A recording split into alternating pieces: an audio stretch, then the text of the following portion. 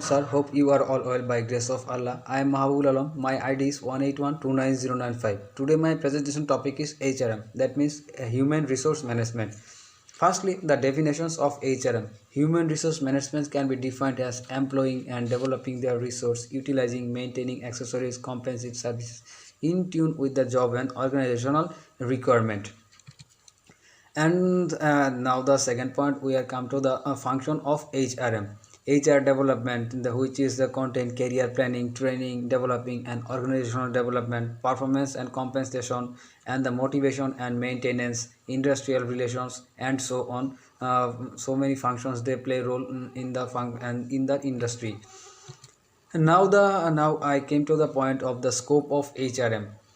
And there are so many scope of HRM: human resource planning, various positions, requirement and selection, job designing, defined task, assign authority and responsibility, appraisal, performance and systemic assessment, motivational workforce, then the remunerations and employments, review the audit and personal policies, and industrial labor relations between the industry owner and the labor.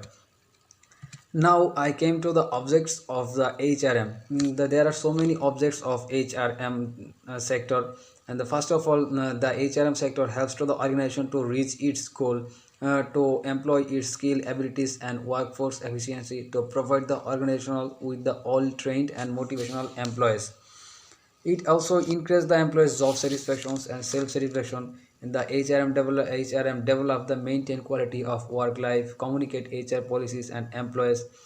The HRM sector provide fair, acceptable, efficient leadership, and they also play important roles in established and sound organizational structure and the desirable work and relationship between the uh, worker and the owner.